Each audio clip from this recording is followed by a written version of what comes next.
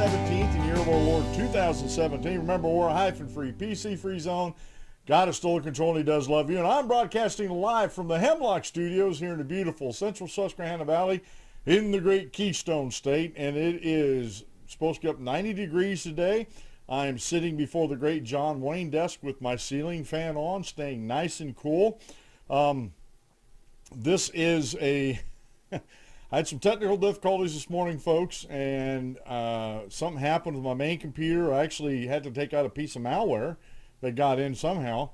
So I had to scrub the computer, reboot a couple times, got back on. So now I'm re-recording the video and the audio for Blog Talk Radio. So this will be out a little bit later today. It'll take a while to upload this video to YouTube. And if you notice something too, I was working on this while I was waiting for all the scans. At the bottom of the screen here, I have the Dan Clements Constitutional Warrior over there, so you know it's me. Then I also have a VidMe, support us on Patreon, and a YouTube subscribe button. And all of the links for these are down below in the description of every video. So you'll be able to find those links there. I have a video I'm going to show you with Judge Napolitano talking about the hacking that's going on. And today we're going to be talking about how the Lamestream media is the biggest hackers of the 2016 election, and how their fake news narratives have generated all this buzz about leaks and hacking and the Russia, the so-called fabricated Russian mess between the Trump administration and Russia, the Comey memo that the New York Times is reporting on. And again, I keep saying, show me. If he's got a memo and he's not in the administration anymore, those memos aren't top secret. Put it out there. Don't just say he has one, and this is what he said during the interview. Show us the memo. Bring it out. I want to see it. Now, while I'm recording this, I'm just recording this. I'm not actually live broadcasting this, so I'm able to use my computer a little bit more. I'm looking over the news, and I don't see any recent news about the memo. We're going to be talking about Mr. Manning.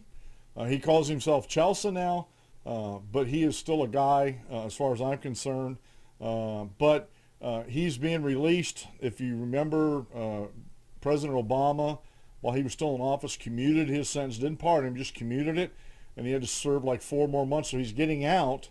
And the article I was looking at today on Daily Wire talks about, and we're going to have to pay for a sex change also, or we get to pay for it. And I when I shared that on Facebook, I actually put on there, I said, I will help pay for his mental health care, but not a sex change. And I keep using he.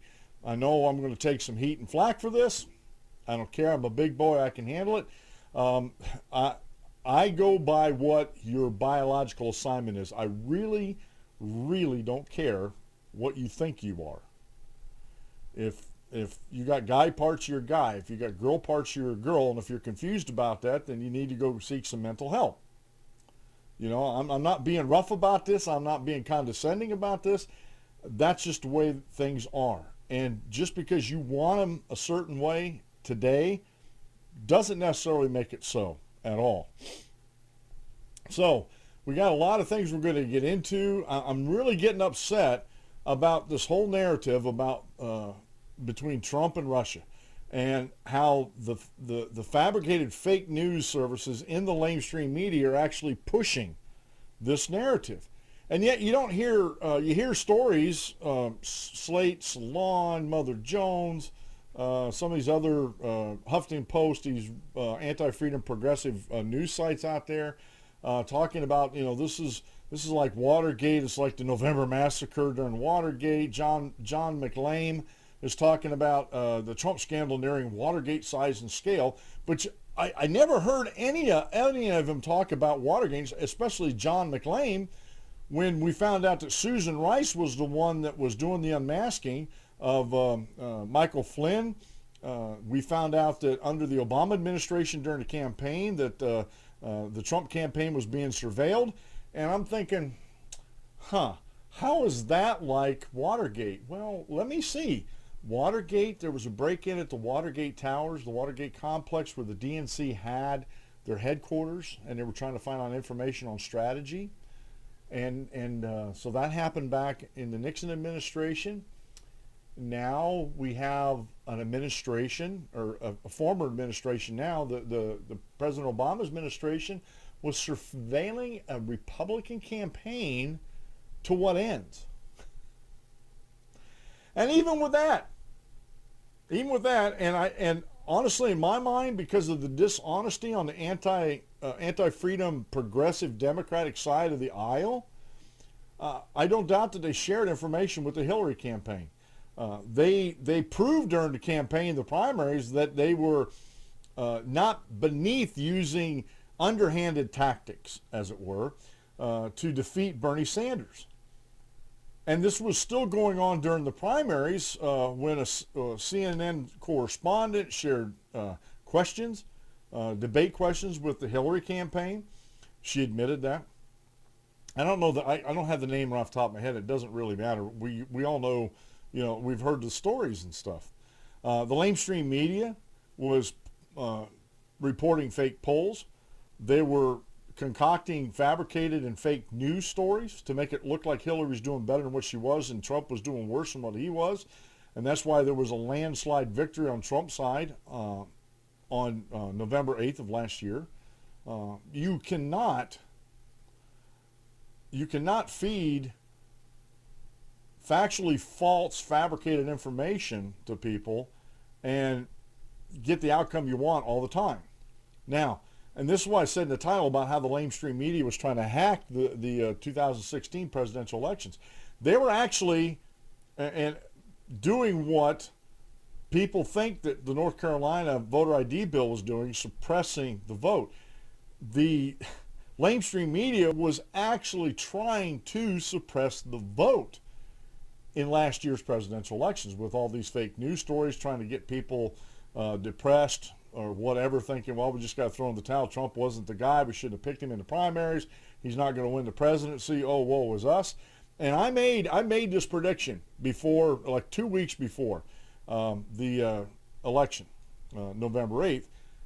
I said, based on the size, and this was just anecdotal at the time, based on the size of the people going to the two different rallies, Hillary's and Trump's, I said on the show that Hillary's crowds were minuscule compared to Donald Trump's. Donald Trump was filling every venue he went into, overflowing a lot of these venues where they actually set up big screens outside the venue so people could watch and hear. There were so many people at these rallies, at these campaign rallies. I'm like, and I even said at the time, the Lamestream media, how they're reporting that Hillary's so far ahead in the polls, how they're reporting that Donald Trump is so far behind in the polls and he doesn't have any support, when you can look at the actual raw footage of the photos and see who had the bigger rallies. I mean, consistently, it just wasn't one or two on Donald Trump's, consistently had bigger rallies. So the Lamestream media was trying to hack the election. They were trying to hack the American people's minds and trying to get into their psyche saying something that wasn't true. And people, could find out for themselves. And this is the problem with the Lamestream media. And this is why the anti-freedom news sites on the internet, like Mother Jones and Slate and Salon and Huffington Post and others that are on daily costs, and I'm not going to try to name them all, but their narrative, and this is why they're wrong in doing what they're doing as far as putting out this false message, because they don't realize that people had enough. The flyover country had enough. The forgotten men and women of the country had enough of this fake information that was being put out, and they started using other sites like Daily Wire, Daily Signal, Daily Caller, just you name your sites, CNS News, One American News Network. They were actually putting out the truthful story, actually criticizing the Lamestream media and wonder where in the heck's all this stuff coming from.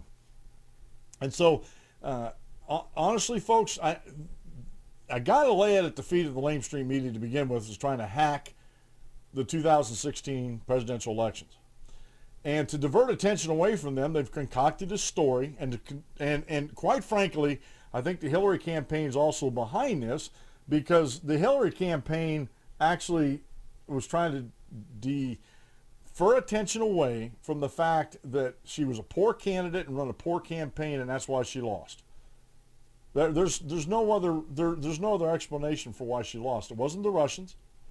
The Lamestream media, I believe, had a lot to do with her loss, because of the actual fake news that they were putting out constantly. It was a constant drumbeat that they were putting out, and people got wise to it. People were like, well, this doesn't make any sense. How come if she's doing so well in the polls and she has such a broad base of support, how come, and this is what I said about anecdotal, how come her rallies only had a small group of people coming to them compared to the Trump rallies where he was like overflowing the venues that he was going at? I mean, just that alone made a lot of people think something smells fishy in Denmark. No offense against Denmark.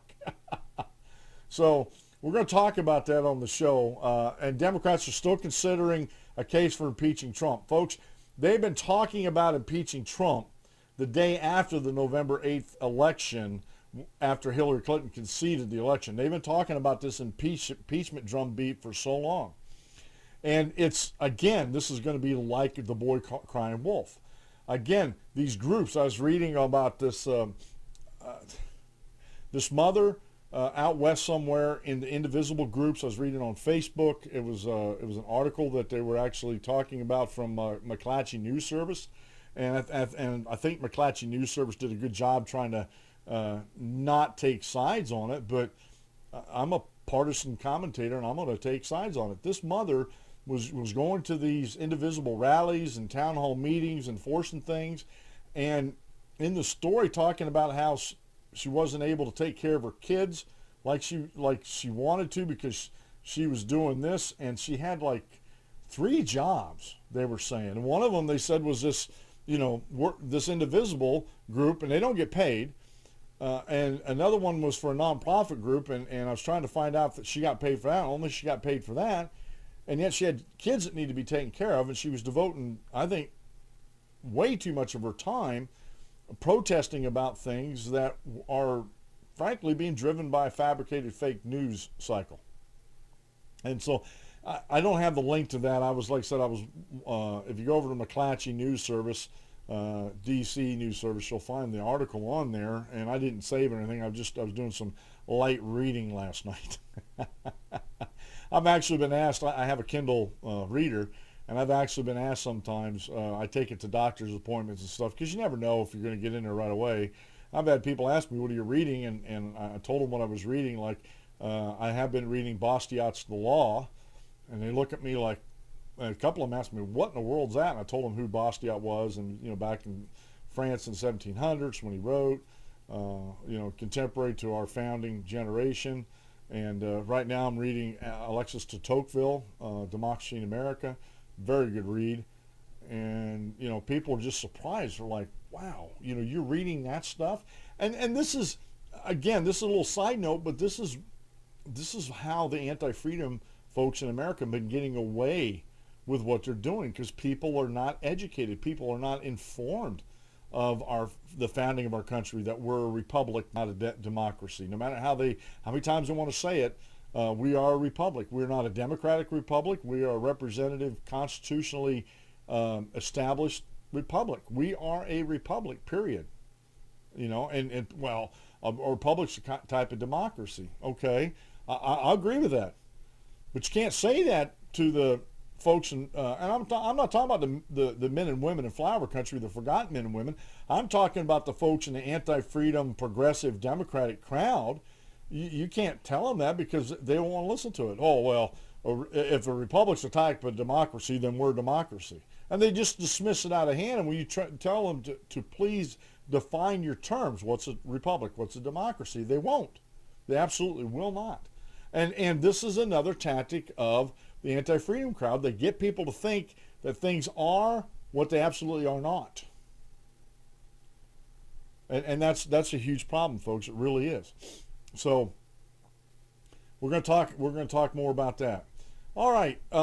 Today's today's show is being brought to you by, of all people. Let me get over here. Oh, this is where I wish I had about another set of hands. It's not being brought to you by, but I'm just showing you the official drink of the Dan Clement Show, Rocky Mountain High Brands. And a matter of fact, once I get back over here, I got my case of lemon lime, low calorie energy drink from Rocky Mountain High Brands. I bought a whole case. I talked to my wife, and we decided that we can't afford this. So like every other payday, we're going to be buying a case, a different flavor. We're not going to get too much into energy drinks. This is a low sugar for me. I like it. I also like their iced teas, which are a little bit higher in sugar, but not bad because everything's a natural sugar. So, and for full disclosure, I do own stock in this company, Rocky Mountain High Brands, and right now the only place I can get it is through Amazon. Hopefully, when they get the bottling plant next year up and running, up in the Catskills, just below Kingston, New York, off of 87 there. Once they get that bottling plant up and running, we'll have a producer on the East Coast.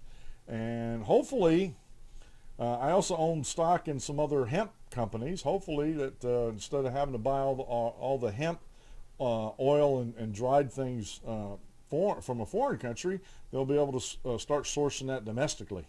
And so I'm excited about the future for hemp in this country, and I'm excited about the future for Rocky Mountain High Brands also, that they're my favorite drink now, and they're official drink of the Dan Clement Show. All right, today's daily Bible reading comes from the Gospel of Luke, chapter 22, verses 39 through 42, and this is Jesus Christ going out to the Mount of Olives. And coming out, he went out to the Mount of Olives as he was accustomed. And I'm stopping. Jesus prayed a lot, and that's a good example for us. I know I don't pray enough, and I doubt anybody actually claims that they pray enough. And his disciples also followed him, and when he came to the place, he said to them, "Pray that you may not enter into temptation."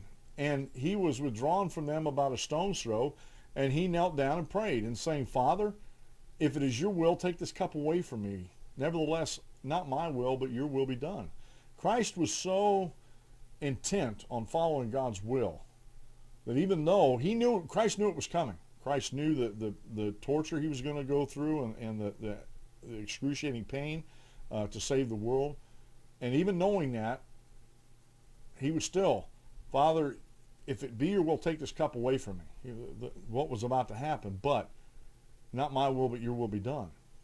And we also have an article I'm going to tell you about here in a second when we get through the quote meal that actually goes with this verse. Quote meal today comes from Lehighton Ford. "God loves us the way we are, but he loves us too much to leave us that way." And this is something we have to be really, really mindful of as Christians, and that as we go out into the world, we're saved sinners, and the folks we're dealing with out in the world are not saved sinners.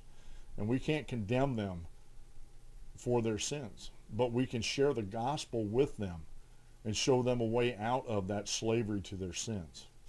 Today's short Bible lesson comes by way of Kevin Crowley at gewatkins.net, and this is a very good short bulletin item, and I encourage you to go read this. How can God justly put man's sin upon an innocent victim? And this is something that, we really, really have to think about. And that's a question, it's a legitimate question to ask, and I think the Bible answers it correctly. So all those go together for you there, and these will be over at the danclementshow.com at the show notes page for episode 801. Hopefully, I am getting a lot of visitors there now, or there's an uptick in visitors. Please, there's a comment section there. I love constructive criticism. I love any type of criticism, but I really, really enjoy the constructive criticism I get from folks about the website. If I can do something better with the website, things like that. In my YouTube videos, and I'm also on a new site called VidMe, which I only upload short videos because I think you got a 30-minute limit on your videos there for right now. Because of their servers, so I actually upload my Exemplar Intentus vlog videos to VidMe and also to YouTube. I actually put 2 new ones out So if you go down the description down below, you'll see the link to VidMe, and you can either view them there or you can view them at the YouTube channel also. And I'd like some comments on the new setup as far as the video goes of the overlays I've actually put into the on the bottom of the screen there. Hopefully it's not too busy. I don't think it's too busy, and I think it they'll run throughout the show. So I'm just letting you know that this is some things that are changing. Now the only thing that might change is the color of the letters on Dan Clement's Constitutional Warrior, depending on if I'm wearing a red shirt or not. So those might actually change, or I might just move that up to the upper corner over here. I might move it up to this corner because there's nothing up there, and red letters would show up there almost all the time. But we'll take that one step at a time. All right, the first story I want to get to is from Daily Wire, and the title of the story is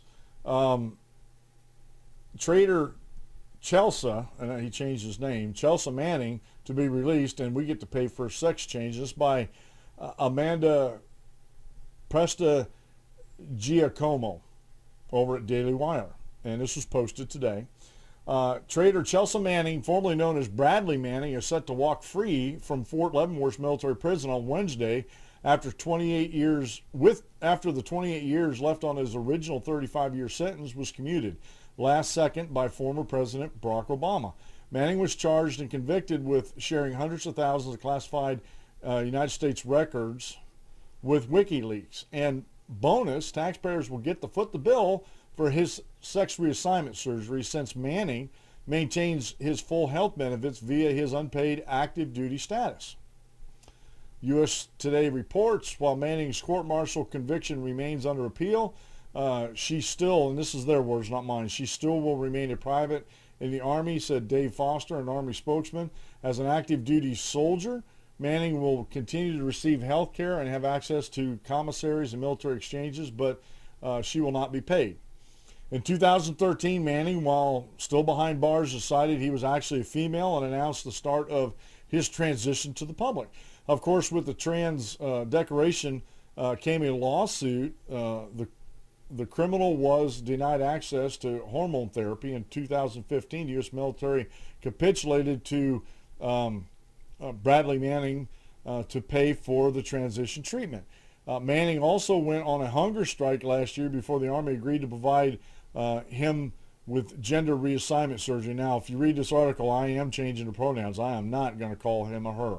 Sorry, ain't going to happen. According to Heat Street and to the Military Times, such a treatment, which can cost upwards of $50,000, will be paid for by the government, aka the taxpayers. Manning, who reportedly attempted suicide twice in prison, said via statement last week that prison was particularly difficult due to nearly 7 years of bars and cements, of periods of solitary confinement, and my health care autonomy restricted, including through routinely forced haircuts. Manning's attorney said that the leaker suffered unthinkable violence through the 7 years of his incarceration, and far too many people in prison, particularly transgender women, do. And I'm going to stop the reading there. One, because of all the pronouns that they're changing in here.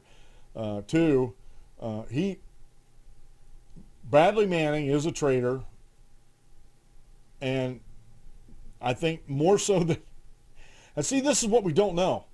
Even in like the Daily Wire and these reports that they write up, and now they were sharing other reports and other not that Amanda was doing this, but she was sharing like Heat Street and the Military Times and USA Today, those type of things. She was actually just sharing what they were saying. Committed suicide, tried to commit suicide a couple times, hunger strike and that, and this was due to his incarceration. And nowhere do these other publications talk about or even speculate that his attitude and his mood, his depression, everything could have been due to his gender identity problem, his mental problem that he has with gender identity. So Bradley needs help. He absolutely does. I think he needs more mental help than he does physical help. And if I get in trouble for continuing to use the word him and he as pronouns and not calling him Chelsea but calling him Bradley, okay, get me in trouble. I don't honestly, I don't care. I'm getting real tired of all this coming back on folks like me saying, well, you're disrespecting him. Well, you know what? Last time I checked, I had a freedom of speech, freedom of association, things like that, and you can't force me to recognize him or Bruce Jenner or anybody else that has transitioned from a man to a woman or a woman to a man. You can't force me to recognize them as a he or her or him or she or it. I go by their biological assignment. If they're a guy, they're a guy. If they're a girl, they're a girl. And so what? So what if, and this is what drives me crazy. I'm actually going to do a video about this and post it up in my exemplar intentus. This drives me crazy because what does it matter to them if I still think of them like Bruce Jenner and if I think of Bradley Manning? What does it matter to them? Who am I? I'm not forcing them not to call themselves he, she, or it. Doesn't bother me. I'm just saying, don't force me to change my mind about how I view them. You don't have that right, and you can say what you want about it, but I'm sorry, that's nature, that's biology, and that's what I go by. I'm a guy. I don't have a feminine side to get in touch with. I married my feminine side so I can get in touch with my feminine, so I could touch my feminine side, as it were. I don't want to get gross or anything like that. So this whole thing with Bradley Manning, just one, and we're talking about leaks today. One, I think it was traitorous what he did, releasing military secrets, and I am still so torn about WikiLeaks. You would not believe the mental conflict and the arguing back and forth in my mind about, is WikiLeaks good and helpful if not? And I lean more towards not. But without WikiLeaks, we may not have found out about Hillary, the Clinton Foundation, nothing, anything like. We may not have found, like Andrew Snowden. We may not have found out that the NSA is actually spying on us, which goes back to a bigger issue for me. Who's watching the watchers? I thought, and maybe I'm overthinking this again, I thought that Congress had oversight on our spy agencies. And they have special intelligence committees that they're supposed to have oversight on. To me, it doesn't look like there's a whole lot of oversight going on here to me. I mean, that's my personal opinion here. Now, I have a video I want to show you with Judge Andrew Napolitano. He's on Fox News, and it goes along with this this item from John Hoft at the Gateway Pundit. And let me just get this. Set up here. Report: Justice Scalia believes Supreme Court was being surveilled on by Obama, and there's a video that goes along with this. Fox News senior judicial analyst Judge Andrew Napolitano went on Fox Business Network on Monday. This was May 15th, to discuss allegations Senator Rand Paul and other senators were under surveillance by the Obama administration. Napolitano also dropped the bomb on the Obama administration spying on the U.S. Supreme Court. And I'll let him say this and get this up here in this video for you. But, folks, this is serious. I mean, these allegations that are coming up are very, very serious. And they need to be taken seriously. They really do. So give this a listen. It's just a little over 7 minutes. I just want to get this in the record, and then we'll continue to talk about the hacking and the leaking and stuff like that with James Comey and everything that's going on with the New York Times and the memo. So let's take a gander at this real quick. Bring in Fox News senior judicial analyst Judge Andrew Napolitano right now. Judge, these are very strong accusations. Your thoughts? Well, they're most likely true. I mean, think of this as a three-step process. Surveillance, which is the acquisition in a digital version of every keystroke on every computer and every communication on every cell phone and landline phone. Storage, which is the maintenance of the digital version of these communications. And then unmasking, which is accessing this data and finding out the names of the people who were actually surveilled. So it is beyond dispute that the NSA has access to, if it wants, it would be unlawful for them to do this, but they have it, every phone call of every person in the United States of America since 2005.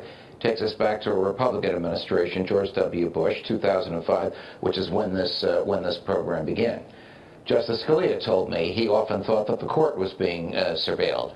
And he told me that probably about 4 or 5 years ago. Again, surveillance, acquisition of information, unmasking, accessing information. Well, I mean, step one in the surveillance is, I mean, why would the Obama administration, well, using government resources to spy on anybody running against Hillary Clinton? I mean, that is just wrong. Well, it is you're exactly correct.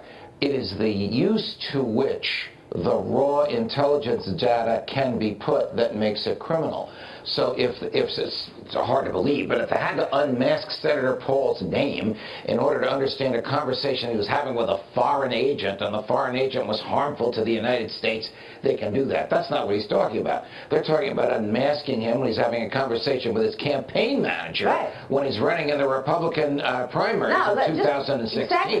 Let's just be clear. This is two different things. The unmasking of Michael Flynn and the spying there is completely separate and apart from what Rand Paul is talking about. He's talking about running for president in the fall of 2016. He was surveilled, spied on by the Obama Actually, the administration. unmasking of General Flynn might be a species of the same thing, because a lot of people believe, the president among them, that General Flynn was unmasked for political reasons. That is, portions of his conversation with Ambassador Kislyak were revealed in order to embarrass the president, embarrass General Flynn, and force the president to separate himself from General Flynn. But let me make an absolute statement. There are very few absolutes in law. The use of intelligence data for political purposes is a felony.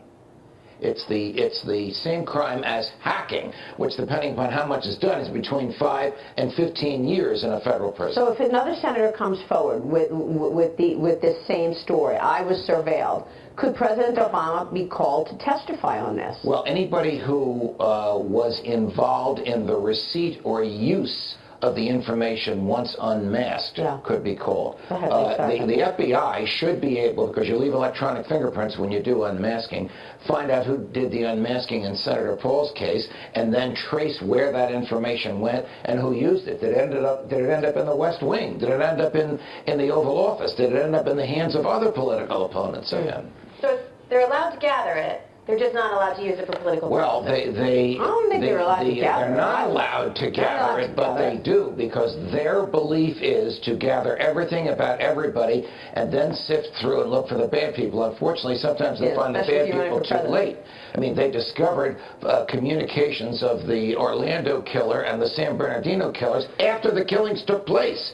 I have often argued, and a lot of people with me, and a lot of people disagree with me, that it's too much information. It's information overload. If you follow the Fourth Amendment, you not only leave innocent people alone, you are forced to focus on people as to whom there is a suspicion of wrongdoing. So, Judge, I have a question. Under FISA, Foreign Intelligence Surveillance Act, it is legal for the government to surveil Ambassador Kislyak or foreign agents who might be in the U.S.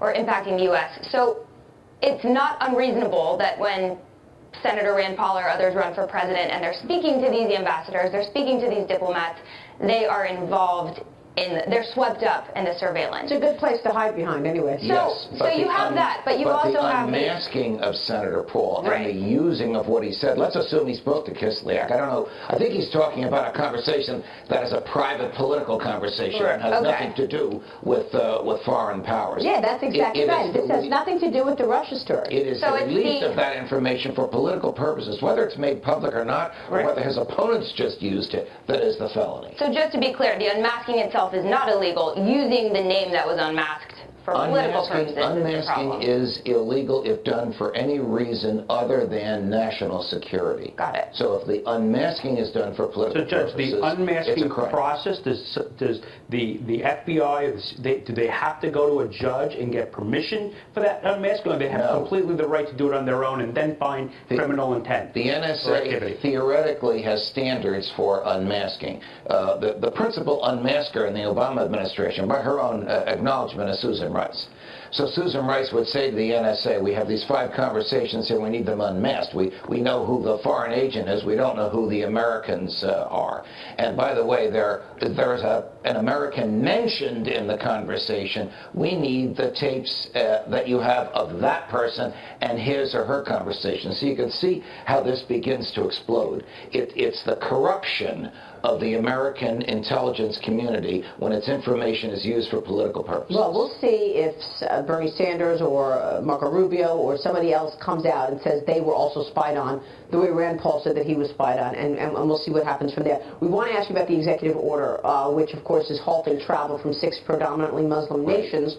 The Ninth Circuit Court of Appeals is set to hear oral arguments today, stemming from the Hawaii judge's order to block the order. The 3 judges, all Democrats, appointed by President Clinton. What is the significance of today's hearing? Okay, so last Monday we had a hearing in Richmond. The Fourth Circuit Court of Appeals heard oral argument on the appeal of a decision by a federal judge in Maryland to stay the portion of the executive order that blocked immigration from 6 countries.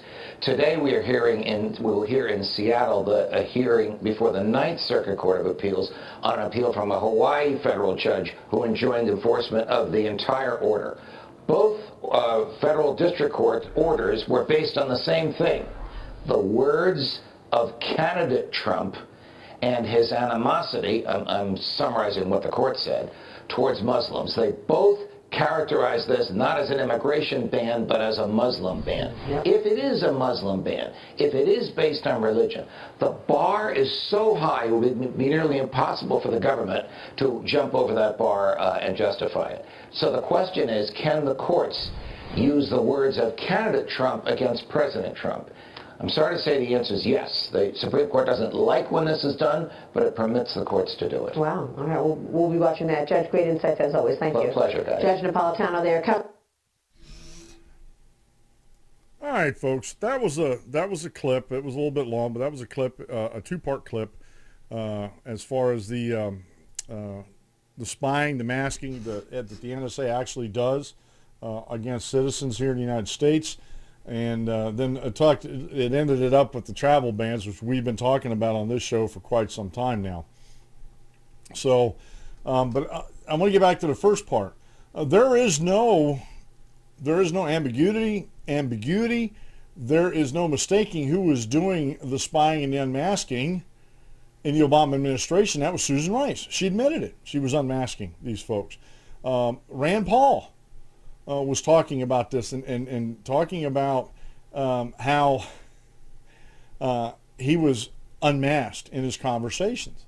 And Justice Scalia thought that not only was, he thought that the SCOTUS, Supreme Court, was being surveilled by the Obama administration. The Senate we definitely know the Senate was being surveilled, or senators were being surveilled by the Obama administration. Now, I haven't heard or I don't remember hearing if any representatives were caught up in that. They were doing it to the Senate, I can't believe they weren't doing it to the House of Representatives. So we have an administration who,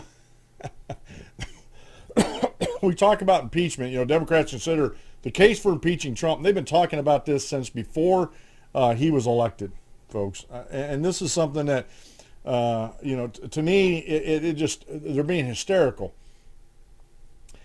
Because nothing yet has been proven with Donald Trump. And anything that they have been saying about, like the emoluments, does not rise to the level of high crimes and misdemeanors. Okay? But I didn't hear this outcry from the anti-freedom progressive left when President Obama and his then Attorney General Holder were smuggling guns across the southern border into Mexico to try to track them. And it came back that several American border agents were killed using some of these guns. Folks, that's a high smuggling guns, high crime. It's not even a misdemeanor. That's a high crime. Okay. Then you had AG Lynch, Attorney General Lynch, meeting with Bill Clinton during an election cycle, and with Hillary Clinton being under investigation by then former FBI Director James Comey. The Clinton Foundation was under investigation up in New York. All these investigations going on, and here's Bill Clinton is meeting with the top law enforcement officer in the United States, Attorney General Lynch. And again, I can't believe that I can't believe that President Obama would not have known about this, if not even directed all this. And so when you're talking about constitutional violations, when you're talking about high crimes and misdemeanors, there was more than enough going on in the Obama administration that were impeachable offenses. But you didn't hear drumbeat from the Republicans or the Freedom crowd out there. There were some that were talking about impeaching President Obama, and I think they had a good case for doing so. But there wasn't a drumbeat like there is now. And this drumbeat actually was going back to right after the Republican nomination, the Republican Party convention, the nomination of now President Trump. They were talking about, at least the folks I follow were talking about impeaching him way back then. That he's going to be doing so much stuff that we can impeach him right away. I even breezed through a story last night that on, I can't remember, Mother Jones or Slate or something like that last night. I thought it was hysterical that they said, well, that Vice President Pence is getting ready to ask Donald Trump to step down and then he'll take over the presidency of the United States. And I'm like, you got to be kidding me. On what evidence? And again, what evidence? It's all fabricated and fake news because it goes to a narrative that they're actually putting out. And it infuriates me. I have this article here talking about FBI stoolies, okay, from the Gateway Pundit. And this is another one of those that's very, very telling. FBI stoolies leak secret Comey memo to New York Times. Trump administration responds to the latest fake news. And if there is, and if the New York Times has it, why don't they publish it? I haven't seen it published. I was watching the news, not scouring, but I was looking at the news. Haven't seen it. They just talk about this supposed memo. The New York Times reported President Trump asked FBI Director James B. Comey to shut down the federal investigation into Mr. Trump's former National Security Advisor, Michael T. Flynn, in an Oval Office meeting in February, according to a memo Mr. Comey wrote shortly after the meeting. I hope you can let this go, the president told Mr. Comey, according to the memo. The existence of Mr. Trump's request is the clearest evidence that the president has tried to directly influence the Justice Department and FBI investigation into links between Mr. Trump's association and Russia. The Trump administration responded to the latest intelligence leaks this afternoon, while the president has reportedly expressed his views that General Flynn is a decent man who served and protected our country. The president has never asked Mr. Comey or anyone else to end any investigations. Not a truthful or accurate tale of any conversation between the president and Mr. Comey. So we have opposing views. And who knows? FBI Director Comey could have a memo. But when did he write it? When did he send it out? Was it after his firing? Or was it right after that meeting? And again, there's no evidence here yet. The memo is not, even if the memo comes out, it's still James Comey against Donald Trump's word of what was said in the meeting. Now, the anti-freedom progressive crowd out there is going to believe James Comey because if it hurts Donald Trump, feeds into the narrative. Again, it feeds into that narrative. So again, they're generating this. New York Times is alongside the New York Post, LA Times, the Atlantic I like Mark Levin sometimes when his descriptive terms like the Washington Compost, the Atlantic Constipation, the Atlantic Constitution was called. But the New York Times, again, alongside the Washington Post, is generating, fabricating news. And look, I could be totally wrong about the whole thing. But so far, they don't have any evidence. And if they had evidence, don't you think they would actually put that out? I'm just asking. They had the actual memo that he wrote or typed and have metadata to go with it. Show it. Produce it. Show me. Show me the money. Show me the money. All right. This one here's from McClatchydC.com. Trump, Russia, another day, another scandal. Okay. Now, Donald Trump. Now, McClatchy News Service is a fairly conservative, freedom on the upper end of the freedom scale, away from the anti-freedom. But this is a 3-page report, and they go on down through here. And let's start by listing. This is by Matthew Schofield and Peter Stone, posted yesterday. Let's start off by going through the allegations of wrongdoing President Trump in the last couple of months, but limit it to the topic of Russia. He failed to act on a warning from the Department of Justice that his national security advisors were susceptible to blackmail. Now, can you blame Donald Trump for not accepting? And this is something that a little side note here. I don't know why the Trump administration has not gone through the executive offices and bureaucracies that they're actually in charge of and clean out these sycophants, these anti-freedom progressives that are populating the deep state in the executive branch of the United States. And I think he's well within his rights to do so. Clean them out. Hold them accountable for all this leaking and stuff like that. And again, I would honestly, if Barack Obama himself was standing next to me and it was high noon here in the central Susquehanna Valley outside the Hemlock Studios, I would tend to have to call that in question. If he told me it was high noon, I would call that into question and want to investigate it for myself. And so if I hold that level of scrutiny on former President Barack Obama, how much more scrutiny am I going to hold on to his political appointees in the executive branch? My advice to Donald Trump is go through and clean these people out. You know what the Lamestream media is going to say, but just do it. Just go through and do it and end this garbage that's coming out. And quite frankly, another side note here, if they're going to continue to put out these fake fabricated news stories and not show any evidence or of confirmation or anything, then yes, bar them from the press briefings. Sorry. And you know what?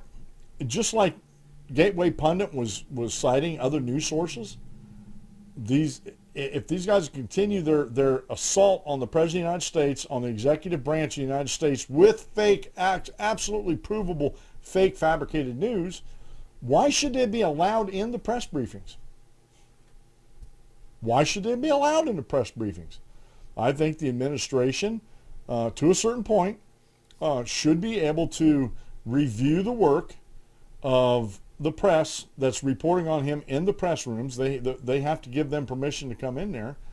And I'm not saying that he needs to look for favorable news reports. I like the Daily Wire. I like Ben Shapiro. And he's just as tough as anybody on President Trump, but he doesn't put out fake news to do it. You know, he actually cites his sources when he's critical of Donald Trump. And that's acceptable. That's totally acceptable. But let me read on here. He appointed Attorney General who admitted he could appear compromised in the investigation of Russian meddling in 2016 election and chose to remove himself from the investigation, which Jeff Sessions did. Totally admirable. Okay? And the problem is, the whole thing is, and it doesn't necessarily have to be Russia, it's just a foreign entity that these people had contact with. And folks, this happened just as much, if not more, during the Obama administration. Do you remember when the Obama administration leaked secrets to Russia during President Clinton's time, or Obama's time in office? But yet, the Lamestream media doesn't bring that up when he talks about Bill Clinton. What was Lucent or LaSalle was the company that he leaked to China, the staging technology to stage missiles because they couldn't get it right, and he leaked through, I think it was LaSalle or Lucent, they were an engineering company with that was dealing with China at the time, and gave away state secrets for the staging of missiles. And yet, where was the Lamestream media then? Why aren't they talking about this now? You know, there was a lot of things that happened in the Obama administration that rose to the level of high crimes and misdemeanors so far. And I'm not a Trump fan. So far, we haven't gotten to that point here. Maybe there is. If anybody ever actually brings forth any evidence, maybe there is. Maybe there is. But so far, everything's supposition. He goes on to say, I'm told there are multiple memos about contacts with the president that raise concerns with the dictator vis-a-vis improper White House contact. An associate from former FBI Director James Comey, who has seen a memo in the latest news on Trump and Russia. Again, show me. He abruptly fired Director Comey. He appears to have disclosed sensitive intelligence information gathered by an ally to an adversary to Russian officials. Again, the other thing is too, is Russia still our enemy like it was when I was serving in the Navy during the Cold War, where I had nuclear missiles aimed at me when I was over in Scotland? Is that the same Russia? No. And no matter how hard Vladimir Putin tries, he's not going to put the genie of freedom back in the bottle over in Russia. It just isn't going to happen. He's trying, but it isn't working. The Russian people aren't going to put up with that anymore. And, you know, someday Vladimir Putin might be on his way out the door. Who knows? And finally, he reportedly urged Comey to drop the investigation of Michael Flynn. These are just some recent stuff. And these are just the main headlines. The scope of the Russian-Gate story has become so great that reporters in Washington have taken to repeating the names of the players to each other in an attempt to not to forget any. As Tuesday's developments make clear, it's getting a bit more overwhelming with each passing day. Senator Majority Leader Mitch McConnell caught the spirit in an interview aired Tuesday on Bloomberg TV. I think we could do with a little less drama from the White House, he said.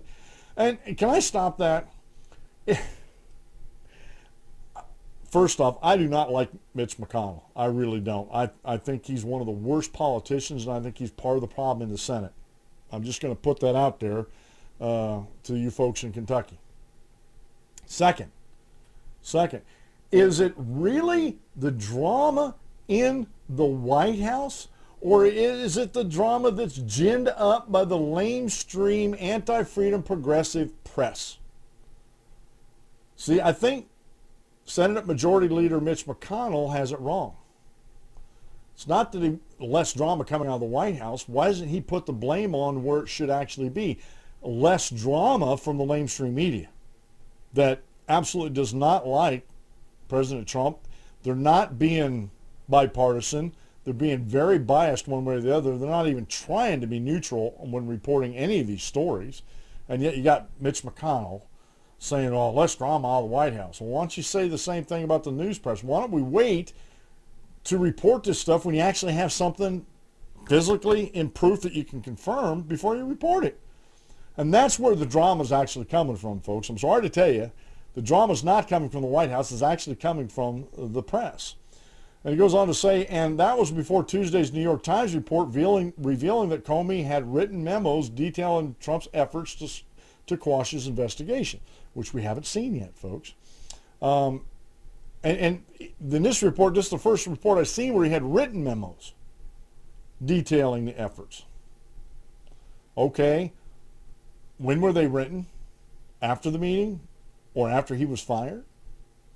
Between the meeting and his firing or after he was fired? We don't know. Especially if they're written, we don't know when they were written. He could be at home right now scribbling down the stuff saying, well, this happened after this happened after this. We don't know. We just don't know. So it is amazing to me. Sally Yates, the assistant attorney general that Trump fired, was the acting attorney general that warned Trump about Flynn's blackmail exposures less than a week after Trump was sworn in. Trump fired her on January 30th, 2 weeks before Flynn himself was forced out the door on February 13th. Again, Sally Yates is a very anti-freedom, progressive assistant attorney general. And she was not following the law. She got fired not over this Comey, not over Flynn thing. She was fired over not supporting the government in the lawsuits about the refugee immigration executive orders that were totally constitutional, only cited laws that the Congress had put into place. Now, and this is another big headache that's coming down the pike, and people don't realize this, because of these lawsuits, if they are upheld, then it calls into question Congress, because they're the ones that made these laws, these immigration laws that President Trump cited. When is Congress ever going to step in and use their judicial oversight on some of these cases like this? It's ridiculous how they've let the judiciary just run amok and run wild, especially the Ninth Circuit Court of Appeals. It's amazing to me.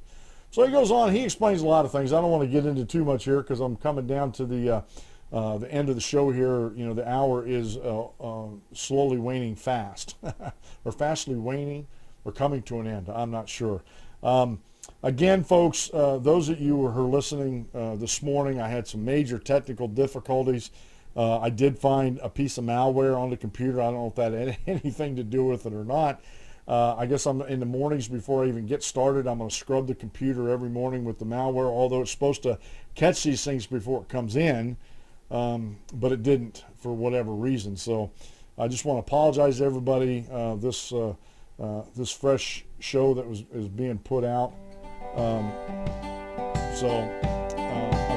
This will all be up, and hopefully I'll be able to forget today. This has been the Dan Clemens Show. I'm your host, Dan Clemens, your Constitution Warrior. Remember, if you hate it nothing, you hit it every time. Have a great rest of the day, and God bless.